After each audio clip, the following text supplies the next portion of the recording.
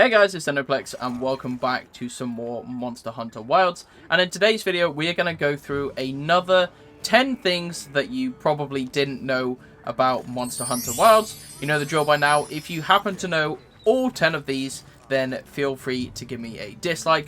But if there was at least one of these that you didn't know, then be sure to like and subscribe to the video. There are just so many unique and hidden things within Monster Hunter Wilds, and I just feel like I should be the one to show you guys a lot of these things that myself and the community have found throughout this immersive world. So without further ado, let's get into it. And for number 10, it's actually going to be the fact that you can craft a slinger ammo that I actually didn't know about, and this is going to be the luring pod. Credit to Trusty Squire, who commented this on my previous YouTube video. You can actually craft these luring pods using Excite Shrooms and Bitter Bug Broth. Craft me a few of these. And using these luring pods, if you're in multiplayer and you fire one of these guys at the enemy, they will solely focus on you throughout the fight. But also, if you're fighting a monster and the monster happens to be running away to its nest or something like that, you can actually use one of these luring pods to bring it straight back towards you and actually stop it from running away.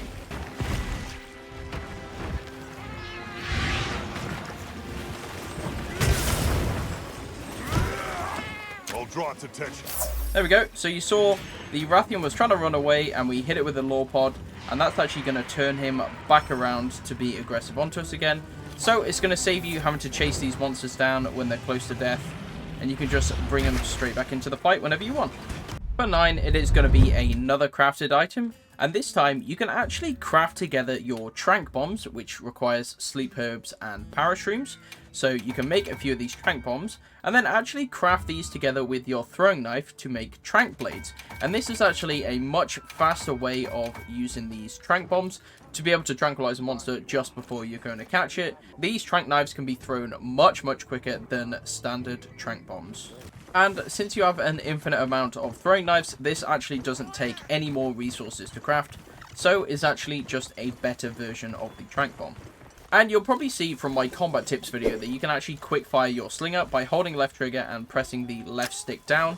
Now, if I wanted to Tranq bomb this monster, I would have to press X, which puts my weapon away, and then start to throw my Tranq bombs. However, even with my weapon out, I can fire 2 Tranq knives very quickly and be able to capture this Quematress super easily. And then put down a shock trap to capture ourselves.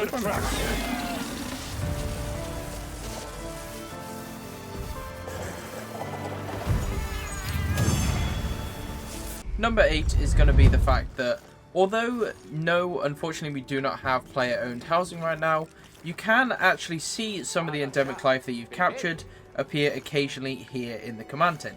You can see here that currently I have a Grand Escunite in the command tent here in their little bucket. And we also have one of the Flora crab shells roaming around the tent. Now these will change every time you come back and visit the base camp, and it will always be one aquatic life and one endemic life of, it seems to be quite a large selection. I have even seen the Sandstar running around here on occasion, but I haven't unfortunately got footage of that. But yes, you will occasionally see some of the endemic life that you've caught appear here in the main command tent, which is just a cool little nod. But Capcom, please give us player owned housing. I would love to display all my little creatures and critters all around the place like we did back in Monster Hunter World. This number 7 is going to be a bonus number 7 because I did actually showcase this one in the video previously, but you can see here that the actual male Senatooth will attract the lightning storms around the area to protect the female herd. However, if I actually kill the male Senatooth, you can see that he does indeed attract all the lightning, as now the lightning is not going to strike the male Senatooth and it's actually going to strike all around the area, potentially killing some of the females.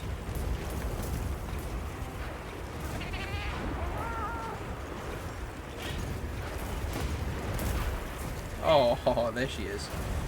Sorry. And so now for the actual number 7.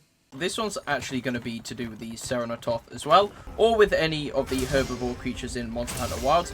But if we kill a few of these guys, And then we're going to actually wait for about 5 minutes before carving their carcass, just like we did in one of the previous videos when trying to get a sacred corpse to crystallize over in Wyveria. If you haven't checked that video out, go ahead and check it out now.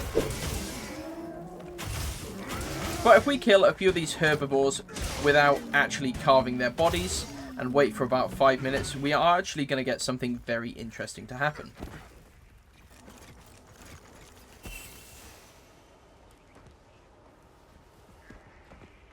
And you can see that one of the Dathodons that we actually killed before has actually sprouted these carrion mushrooms.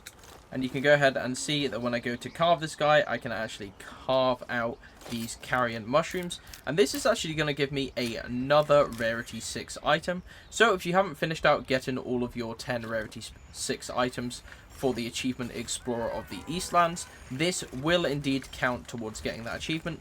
So you might want to go ahead and do that if you can. And you can see here we do have our Rarity 6 item here, the Wyvernsprout, a parasitic fungus that grows on the bodies of dead monsters, prized as a symbol of reincarnation.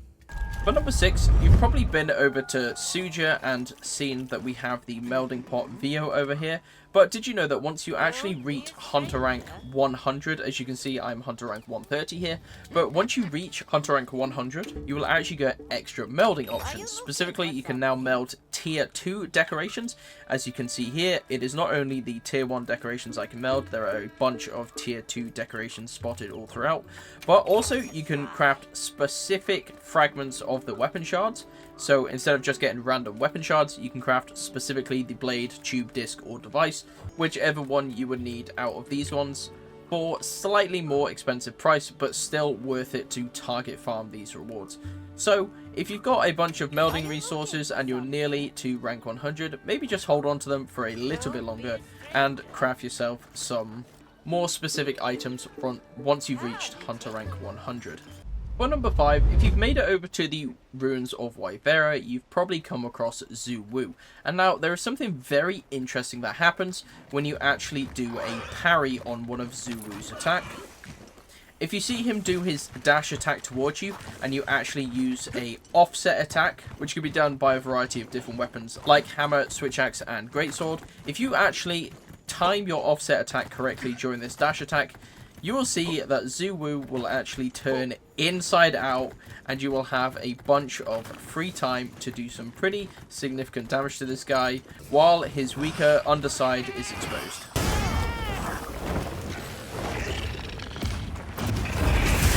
And there we go, hit him nicely, and you can see here he actually turns inside out, giving you a nice good opportunity to deal some very significant damage.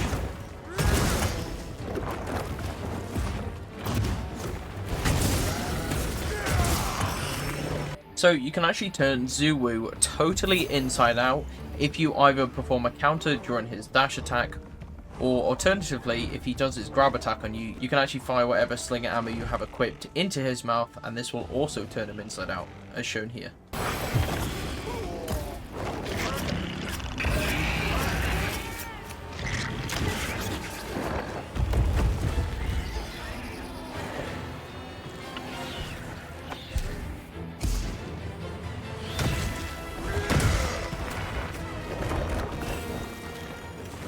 And for number 4, it is a pretty interesting one, and that one is that the Ray Dau Hunting Horn specifically will actually play parts of the Ray Dau theme that you've probably heard so many times while hunting this big apex monster. If you take a listen, the Ray Dau Hunting Horn does play a section of the actual Ray Dau theme, which is just a super cool detail.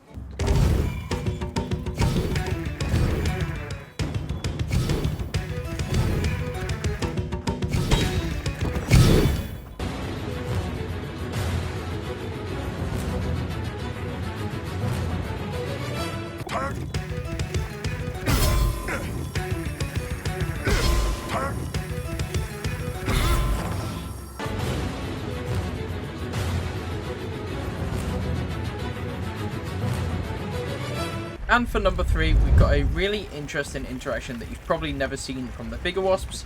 And this is, if you harvest the Vigorwasps' vigor to get their stuff, these guys will actually head back over to one of these vitality plants, and harvest themselves some more vigor. Which I just think is such a cute and interesting detail.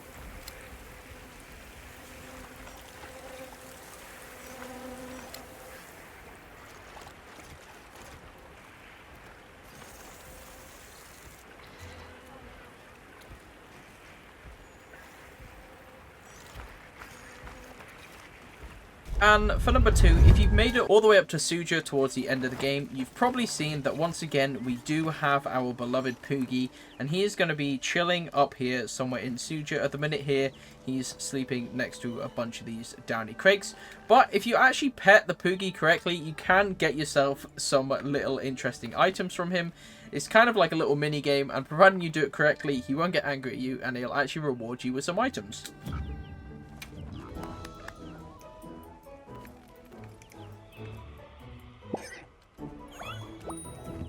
There we go. So you can see we obviously petted him at the correct time and he gave us a herb there. I'll show you what happens if we pet him at the incorrect time. Him and his little frog buddy do not get very happy with you.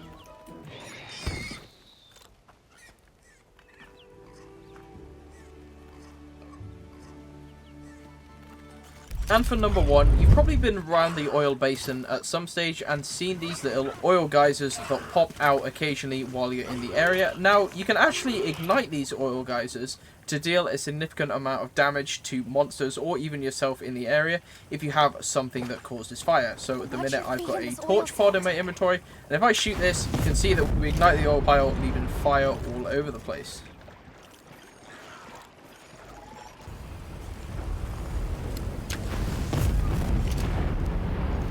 Sorry, mouse. Don't take that one personally.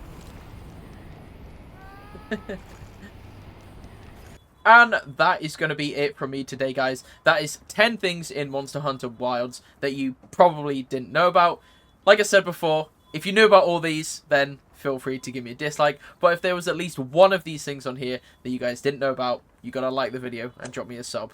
Thanks for watching, guys. I really do appreciate it. Look forward to more Monster Hunter Wilds content in the future.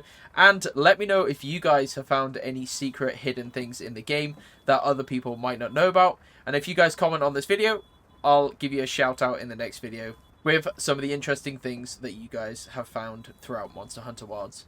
Thanks for watching, guys. Take care, and I'll see you next time. Bye-bye.